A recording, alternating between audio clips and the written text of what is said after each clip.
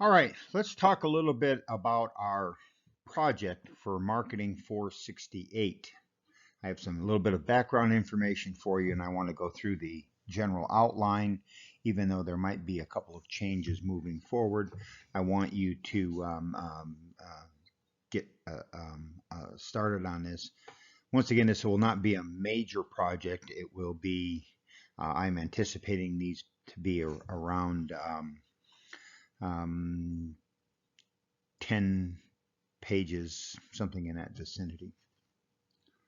All right, the Chicken Shack case, and of course we're going to be working with the data from the Chicken Shack. The owners of the Chicken Shack, which of course are a couple of alumni restaurants in Valley, were told that you're a database marketing expert and they want you to advise them about building a database for their restaurants. This is very similar to the stuff that we had looked at for McDonald's and the discussion that we had about Subway restaurants, where they were interested in building their relationships with their customers. And of course, in both of their cases, the push was towards an app to help them better understand their customers and to hopefully increase their sales, etc., for their customers. All right, so so specifically, the people at the Chicken Shack, after those discussions, were especially interested in the idea of developing an app as the foundation for their database and a rewards program. A little internal information about the Chicken Shack, just so that we're all on the same page. Some of you I know have missed a number of classes. The Chicken Shack franchise group owns 6 of the 9 Chicken Shacks in Clark County. Their total sales for those 6 stores is approximately $8 million annually, and their net profit, that is total net profit, is currently around 18%. The average check is around $25, and they have no current data on their best customers or any way to communicate with them. They do have kiosk ordering at their stores, but they can't calculate repeat purchases or new customers or really collect any data from those kiosks, or at least they're not. Their food costs are approximately 25% of sales, with chicken fingers, wings, and sandwiches having the lowest margin, and drinks and fries obviously then having the largest margins. The first thing, of course, that we need to do whenever we put together any sort of a plan, including a database marketing plan, is to do a situation analysis. Now, we have shortened this particular situation analysis down to just the very essential pieces of information that we need to know about um, uh, the fast food chicken industry. So, first thing we need to know is the size, past, and future growth of the fast food markets, but even more specifically, the size growth of the fast food chicken franchise market.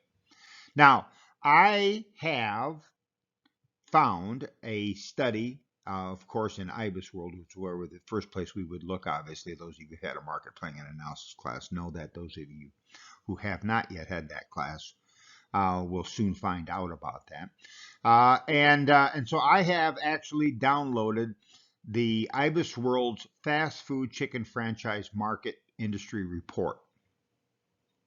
And so you have all of that information in that report. And then we also want, along with that piece of the industry, I want you to find information about the fast food industry database and other customer relationship marketing trends. And of course, that includes the discussions that we had about McDonald's and other franchises, because as you know, the newest idea in all of fast food restaurants is to have an app and then use that app as the foundation for a database marketing strategy. Internally, we would like to know total sales, sales per store, daily sales per store, average check, and a number of daily orders. And luckily, the information that I've already provided in this uh, PowerPoint will allow you to be able to make all of those calculations. So the first thing we're going to do is a little quick situation analysis. We have two other pieces to this we want to take a look at. We also want to take a look at who the Chicken Shack's direct competitors are. Now, we know for sure that one of their most direct competitors are our friends at Cane's Chicken, but there are others. And so what I would like you to do is to take the four most direct competitors and the Chicken Shack. I want you to review their websites, what information is available on their website, can you order on their website, those kinds of things. Do they have an ability to order food on their website? And what other kinds of information? Do they have a rewards program on their website? What, do they, does it appear that they have a database that you can be part of on their website? And if they do, sort of how does it work? Next, do they already have an app? If yes, what features does the app have? For example, can you order and pay on the app? Do they have the ability to provide push notifications on the app? Do they have the ability to proactively communicate and make offers to their best customers? Do they have a rewards program? And if yes, how does it work, especially if it's based on the app, like McDonald's is and how like Subway's is? All right, the next part of our analysis will be SMART goals. And of course, we're all familiar with the notion of SMART goals, right? The SMART stands for specific, measurable, achievable, relevant, and timely. All right, so how are we going to measure the success of the app and the rewards program for the Chicken Shack? So I've listed some of the things that we might consider to be measurable goals: sales goals, brand awareness goals, brand loyalty goals, customer acquisition and retention goals, social media presence goals, the number of communications and notifications, the number of app rewards program signups, the number of app signups, the number of app uses, and the app click-through rates. So those might all be things that we might consider using. It will be up to you to decide which of these are the ones that are the most appropriate and then provide a justification for them. This, like the internal analysis, is worth 10 points. All right, then we get into the parts, the 4 parts that are worth 20 points apiece. And the first part of this then is creating the app. Now, this is not a technical creation of the app, but how we want the app to look. That is, what features do we need to include on our app?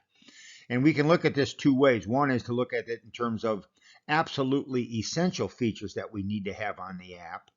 And then we can also then talk about what features should the ideal app include. Realizing that making the app simple to use and simple to navigate is a strong virtue. So let's not include things that we don't need to include on the app.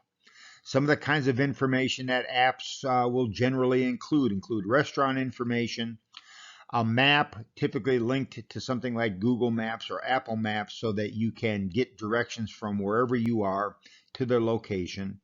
There also might be photo galleries. There will be some sort of detailed menus with categories, suggestions, list of products information. Oh, and by the way, I have already included the handout that includes the menu in your case project files. Other things that we want to take a look at will include searching, sorting, special offers, order for delivery, order for pickup in store, obviously, or dining in store, and then order for delivery. That is, do they have some sort of a method where they are partnered with someone, or they can partner with someone like Uber Eats or DoorDash or someone to deliver their products. Other things that we might include on the app would be checkout and payment service, push notifications, a geolocation feature, You know, and I have provided you with a number of readings and also we're going to go through a PowerPoint in class that discusses um, some of these features and how they might be used um, to to do the best job that we can of creating the right customer experience for those that swing by and order something from the Chicken Shack.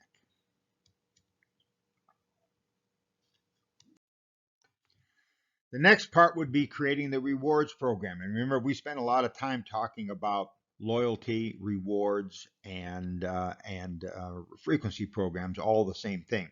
So we wanted to design a rewards program for the Chicken Shack. Be specific in terms of how the rewards are going to be accumulated, whether or not we're going to have tiers, and what the benefits are going to be.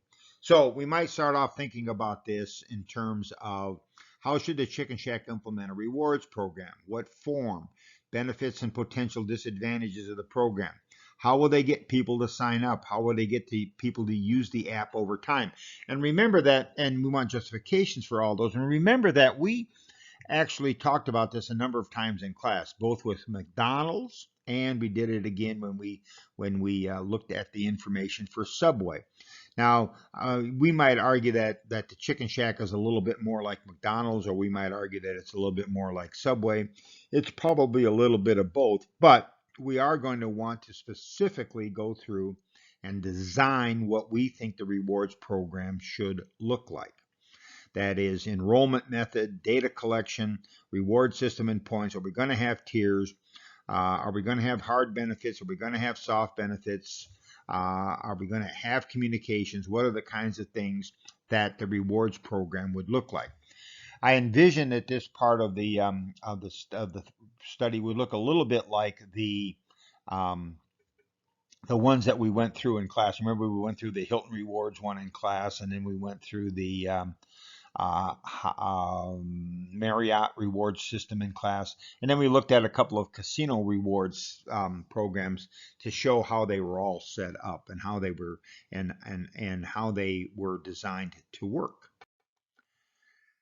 And then in terms of the app, we really are going to put together a push notification plan for the Chicken Shack. That is, how will we use push notifications to improve acquisition, to increase average check, to increase the number of visits, to strengthen our relationships, to increase engagement, and to provide better service.